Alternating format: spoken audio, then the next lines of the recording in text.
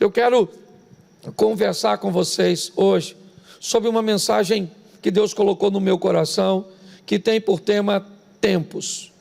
Nós estamos vivendo o ano do reconhecimento e, com certeza, tudo isso que estamos enfrentando está nos dando a possibilidade de olhar o que Deus está fazendo e para onde a igreja está indo nesse ambiente de mudanças. Eu conversando com o Dr. Benny numa das minhas lives, ele disse: pastor, a igreja depois disso nunca mais será a mesma. A maneira de transmitir, a maneira de se comportar, a maneira de ouvir, a maneira de assistir, tudo está mudando. Então entendemos que é um tempo de mudança para todos nós. E eu quero ler um texto de Eclesiastes, no capítulo de número 3, no versículo 1, diz assim: tudo tem o seu tempo determinado, e há tempo para todos os propósitos debaixo do céu. Eu queria que você fechasse seus olhos neste momento e vamos orar. Senhor nosso Deus e Pai, o Senhor continua onde sempre esteve, no trono da sua glória. A tua igreja, ó Pai, ela resistiu a tantas coisas, a tantas adversidades, a tantas perseguições, e ela sempre se manteve de pé. E em nome de Jesus, dessa vez não será diferente.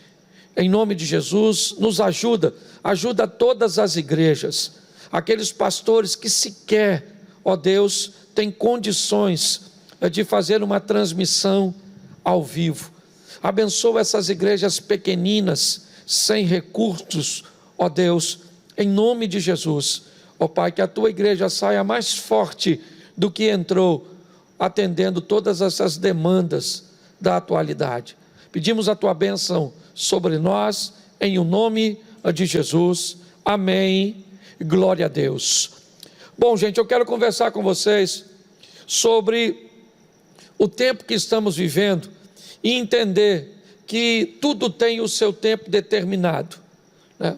Para tudo tem um propósito, para tudo tem um tempo, e a maturidade é o que nos faz sobreviver a essas mudanças, e muitas vezes mudanças que trazem consigo intempéries. Assim como as estações, cada uma traz, né, uma qualidade diferente, quer frio, quer calor, quer um ambiente ameno, quer flores, frutos e tantas outras coisas. A nossa vida também, ela é regida por tempos. E se nós respeitarmos os tempos, entender que seja ele bom ou seja ele ruim, ele não vai durar para sempre. Esteja você hoje num ambiente confortável, provavelmente isso não foi para sempre. Você já teve seus desconfortos.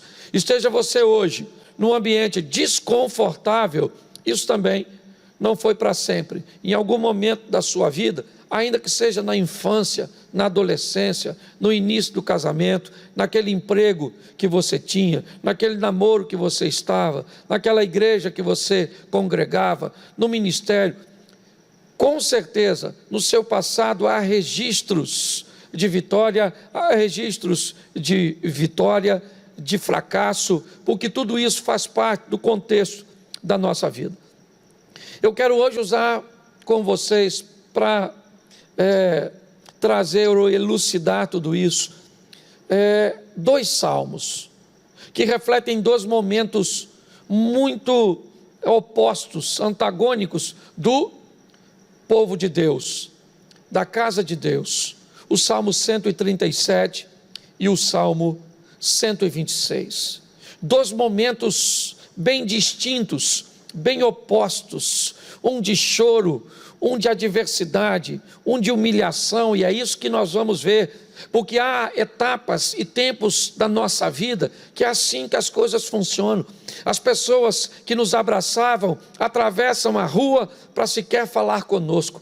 Aquelas pessoas que buscavam a nossa proximidade, agora buscam a distância. Terminamos agora, estamos na campanha dos 100 dias para lermos a Bíblia, né? Finalizamos o livro de Salmos, estamos aí entrando em Provérbios, e eu não sei se você que está nessa campanha deve ter notado como essas variações, essas dores dos salmistas, certo? Seja ele Asaf, seja ele Davi, seja ele quem for, quando nós olhamos para essa estrutura, nós vemos momentos bem distintos, e é isso que eu quero conversar com vocês, olhando para esses dois salmos.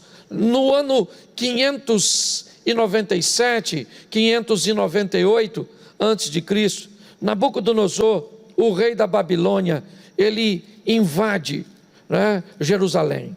Ele causa uma situação muito adversa, e me parece que quando foram observar ou tentar delinear o caminho desse cativeiro, o Salmo 137 é o que serve de base, e eu quero ler ele para você, porque ele vai falar de um momento de dor, e eu sei que muita gente hoje, né, talvez esteja cansada, esteja triste pela perda de um ente querido, por toda essa estrutura, ou pela perda de um bom emprego, ou pela dificuldade, porque ninguém estava, né, ou a grande maioria das pessoas não estavam esperando lidar com uma situação econômica como essa. Então preste atenção no Salmo 137, ele diz assim: às margens dos rios da Babilônia, nós nos assentávamos e chorávamos, lembrando-nos de Sião.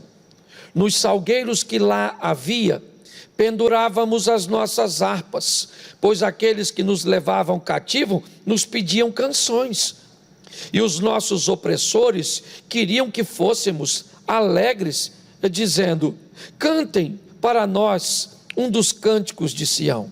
Mas como poderíamos entoar um cântico ao Senhor em terra estranha? Se eu me esquecer de você, ó Jerusalém, que a minha mão direita se resseque, que a minha língua fique colada no céu da boca, se eu não me lembrar de você, e se não preferir Jerusalém a minha maior alegria. Contra os filhos de Edom, lembra-te, Senhor, do dia em que Jerusalém foi formada, pois diziam: arrasem, arrasem Jerusalém até os seus alicerces. Filha da Babilônia, você será destruída. Feliz aquele que destruir o mal que você nos fez. Feliz aquele que pegar os seus filhos e esmagá-los contra pedras. Deixa eu conversar um pouquinho com vocês sobre o tempo que eles estão vivendo aqui. Primeiro, já dá para notar que é um tempo de choro, que é um tempo de dor, que é um tempo de tristeza, que é um tempo de amargura. E o que é isso? Isso é um tempo apenas. Quando nós olhamos para trás, vemos Israel provando maravilhas através de Moisés, vivendo coisas extraordinárias através de Josué, vivendo momentos fantásticos do lado de Saul, de Davi, de Salomão. Ao olhar para o passado, nós vamos encontrar tempos gloriosos de expansões territoriais, tempos de vitória, tempos de riqueza, tempos de milagre, mas eles passaram. O tempo de dor, ele precisa ser encarado com sobriedade, porque ele faz parte da nossa história.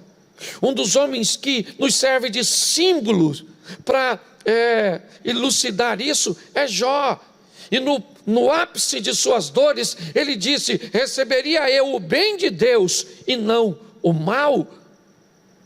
Preste atenção, alguém com a maturidade suficiente para entender: o meu Redentor vive e ele virá, o meu fim não será nesse caos, não será nessa dor. O Salmo 137, ele é uma realidade para muitos de nós neste momento. Ele é um momento de dor, é um momento de choro, é um momento de perda. É assim que funciona. E o que é isso, pastor? Isso é um tempo. Um tempo. Vamos lá. O choro pode durar uma noite, mas a alegria vem ao amanhecer. O que é isso? Noite e amanhecer. Tempos opostos. Não coloque isso como 12 horas, como 24 horas, olhando a expressão dia como um ciclo de 24 horas. Não. Olhe esse texto dizendo: o choro dura um tempo de escuridão, um tempo tenebroso, um tempo de dificuldade, um tempo de escassez, um tempo de perda, mas a alegria vem ao amanhecer, um tempo onde as coisas serão elucidadas, onde a luz vai brilhar, onde o milagre vai acontecer, onde a porta vai abrir, onde a situação vai mudar. As pessoas sequer têm maturidade para ler o texto numa visão mais ampla.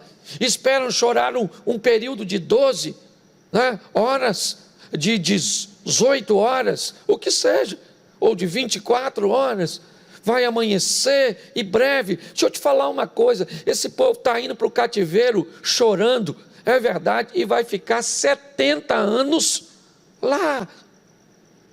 O que foi isso? Uma noite, um período de escuridão, de escassez, é o que eles estão vivendo.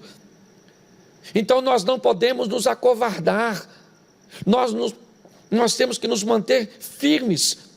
O tempo é de choro, assentávamos e chorávamos, lembrando-nos de Sião. O tempo é de saudosismo. Ele diz assim, nós nos lembrávamos de Sião, e como vamos cantar os nossos hinos, ou celebrar as nossas festividades em terra estranha. Preste atenção, tem etapa da sua vida que você vai ter que refrigerá-la com saudades, não tem problema nenhum. Olhar para o passado e lembrar o quanto você ganhava, o quanto você era feliz. Aliás, é muito importante no momento de dor você dar uma olhadinha para trás e pegar alguma coisa, sabe? Um suor, talvez como um hipopótamo, que por pele tão frágil, praticamente soa um protetor solar, sabe? Algo que vem de dentro para fora, suas lembranças do que Deus já fez, do que e de como Ele agiu. É isso, o povo está vivendo um saudosismo, indo lentamente porque sabe que está indo ser aprisionado longe de seu templo, longe de seus sacerdotes, longe de sua família. Uma das técnicas muito utilizada na maioria desses cativeiros era o desterro. A postura de separar as famílias para não esboçar reações. Mandava um filho para uma parte da província, o marido para outra parte. Isso foi muito comum até no Holocausto, com os alemães, separando os judeus, mandava um, certo? Para um local, outro para outro, para quê? Para que ele não esboçasse resistência. Na mente, o propósito era dizer: pense que o outro morreu, porque se você chegar à conclusão que o outro morreu, você não tem pelo que lutar. O saudosismo também é muito importante, você só não pode viver e se alimentar dele. Mas é isso que o povo está dizendo. Lembrávamos, ou lembrando-nos de Sião, mas era um tempo de humilhação. As pessoas que estavam levando eles em cativeiro, eles diziam, cantem para nós, vamos lá, vocês não eram alegres? Isso. Há etapas da nossa vida, querido, que nós vamos atravessar humilhações, e às vezes elas virão de pessoas que não deveriam fazer isso. Eu lembro uma etapa da minha vida, eu vou já para 29 anos de casado, e eu lembro quando Mary, minha esposa, costurava e trabalhava muito, mas muito, fazendo camisas. Enquanto ela estava trabalhando dentro de casa, ali, eu lavava a roupa, eu arrumava a cozinha, às vezes fazia até comida, o que não é muito meu forte, e por muitas vezes eu olhava o vizinho do terraço me olhando com aquele montão de pregador de roupa e a camisa bem molhada, e me olhava como se eu fosse um marica. Um vizinho uma vez falou para minha mulher assim: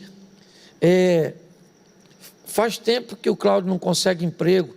Eu conheço um médico que, se ele tomar uns remedinhos e se fingir de louco, ele consegue encostar. Pensa num troço desse. O que foi isso? Uma noite que eu atravessei, um período difícil, certo? Onde a humilhação fez parte da minha história. Mas hoje eu posso dizer a você, eu não estou num ambiente de humilhação, mas você pode ter certeza que amanhã ele vai vir de novo. Talvez não no mesmo modelo do meu passado, porque a vida funciona desse jeito, tempo de ganhar e tempo de perder. Mas sabe o que também eu descubro no Salmo de número 137? Que no verso 5 ele diz: como eu posso me esquecer de você, Jerusalém, que me resseque a minha mão, que eu fique mudo, que a minha língua cole no palato, lá no céu da minha boca, se eu me esquecer de ti. Preste atenção, porque eu estou vendo que é um tempo de valorização de Judá e de Sião, é um tempo de valorização de Jerusalém. Mas onde é que eles estão? A caminho da Babilônia. Pastor, então eles estão a caminho da Babilônia, valorizando Judá, Sião e Jerusalém? Pois é, a história é velha, mas é muito atualizada. Pessoas que precisam viver tempos de perda para saber o quanto valia e o quanto era valioso aquilo que tinha. O Salmo 137 é um salmo de aprendizado, é verdade, de se valorizar. Valorizar o quê? Aquilo que se perdeu. Só que como nós podemos aprender com a história dos outros, e aprender com a história dos outros é até mais fácil, aprenda com os erros dos outros e valorize aquilo que tem valor antes que você perca. Porque o povo agora está indo chorando, pendurando em salgueiros suas harpas, lamentando e dizendo: olha, eu jamais me esquecerei de Jerusalém. Se o discurso é esse, por que não valorizou enquanto estava lá? Se queria ser idólatra, então agora vai ser cativo numa estrutura idólatra. Se queria trazer a idolatria para dentro de Israel, então tá bom. Quer fazer aliança com Neco, o assírio? É isso aí. Acredita, crê e confia em homens. Nabucodonosor destrói tudo, rompe o chão daquele povo, levando o povo em cativeiro. E o povo agora vai em cativeiro fazendo duas coisas, e a primeira é essa: valorizando. Oh, quem me dera estar em Jerusalém. Oh, Jerusalém, jamais me esquecerei de ti. Então por que não valorizou enquanto tinha? Mas o pior não é o que eles fazem agora, é o que eles fazem num texto que provavelmente, quando eu li para você, principalmente o verso 9, deve ter te escandalizado. Um povo de Deus dizendo assim no verso 9: feliz aquele que pegar os teus filhos e esmagá-los contra pedras. Olha bem, esse povo que está indo para o cativeiro, eles precisam botar a culpa desse feito em alguém, e a culpa é dos edomitas, é dos babilônicos. Os babilônicos é que são maus, porque os babilônicos são fortes, se apoderaram deles. Mas espera aí, quem é que tirou esse povo do cativeiro egípcio, que durou 400 anos? Que povo é esse que ganhou batalhas sem usar uma arma? Esse é o povo de Deus, que fez tudo errado e quando caiu na mão dos opressores, agora querem colocar sentença. Lembra, Senhor, dos edomitas, lembra deles, pegue os filhos dele, a posteridade deles, arrase, mate os seus filhos. É muito bonito olhar para um discurso desse de vingança, mas eu acho que a pergunta certa era fazer: por que é que nós estamos indo em cativeiro? Se o nosso Deus é o Deus Todo-Poderoso, o que está acontecendo aqui? O mesmo que aconteceu com Jó? Não. Não. Aqui é colheita daquilo que se fez. Quando nós olhamos, seja forte o suficiente para colher o que plantou, como foi forte o suficiente para plantar.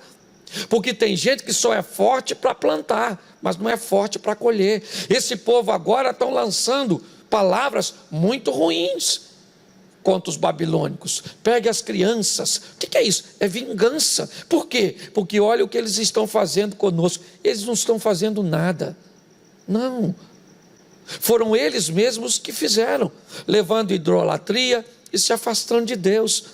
Então, quando olhamos para esse Salmo 137, o que vemos? Choro, vemos humilhação, vemos saudosismo, vemos valorização daquilo que se perdeu e vemos alguém que está querendo colocar a culpa nos outros, porque aceitar que é culpado do próprio caos que lhe está acontecendo vai machucá-lo mais ainda. Dizer que um casamento acabou por causa do seu comportamento, dizer que a sua empresa faliu porque você administrou mal, dizer que você desviou porque você era fraco, vai te machucar demais. Então vão botar a culpa no cônjuge, na mãe do cônjuge, vão botar a culpa da falência no sistema econômico, na carga tributária, vamos colocar o problema de eu ter desfalecido na fé do pastor, de alguém que me trouxe escândalo, porque isso é muito comum acontecer. Só que eu quero transicionar agora para o Salmo 126. Um salmo que ele fala de um retorno. O retorno desse povo que está indo. O retorno desse povo que está voltando 70 anos depois. Quando nós vamos buscar um pouquinho na história, tinha gente que quando chegou na Babilônia, nem a mala quis desfazer, porque acharam que sairia de lá no dia seguinte. E ficaram 70 anos. O tempo do choro, o tempo do luto, o tempo da dor, ele é gratificante. Seja ele na estrutura de Jó, onde Deus vai provar um obediente, ou seja, na estrutura do Salmo 137, onde Deus vai redirecionar um desobediente. Deus castiga, castiga. Eu repreendo e castigo a todos quanto amo. Só que o castigo de Deus não é para destruição, não é violência doméstica.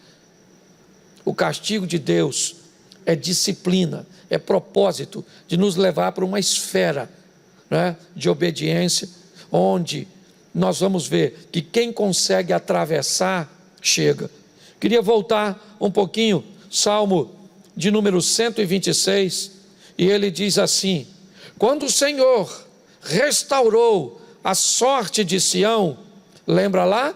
Lembrando-nos de Sião, pendurávamos as harpas e chorávamos, estão indo para o cativeiro. Verso 1 do Salmo 126, quando o Senhor mudou a sorte de Sião, nós estávamos como quem sonha.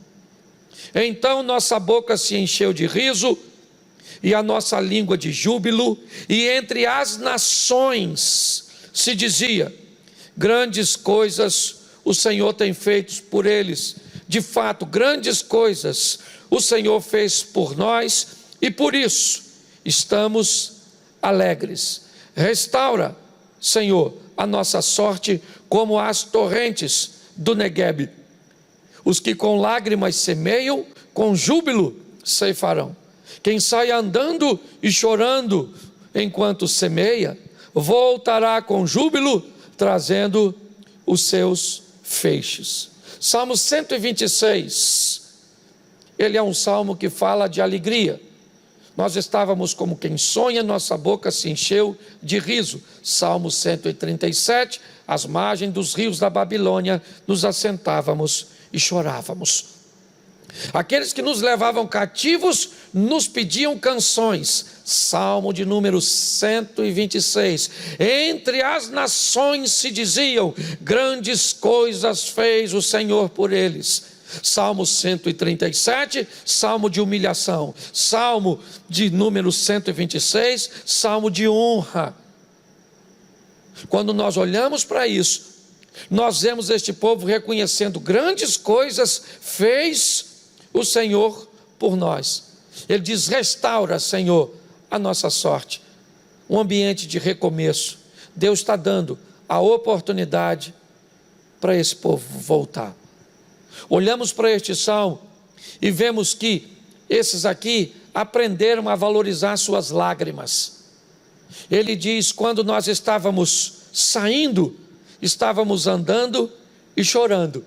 Mas eu acho interessante, ele diz e faz uma alusão: os que semeiam em lágrimas, com júbilo ceifarão. Quem sai andando e chorando enquanto semeia, voltará com júbilo, trazendo seus feixes. Me parece que aqui ele está descrevendo aquele ambiente, ou aqueles que estão retornando. Quando nós estávamos indo, nós estávamos chorando, nós estávamos descobrindo naquela dor que perdemos as coisas mais preciosas que tínhamos. Então mudamos de postura. Foi na Babilônia que Daniel e seus 3 amigos fizeram coisas extraordinárias. Foi com a transição, certo, do Império Babilônico para o Medo-Persa que o povo recebe a autorização para retornar à sua terra.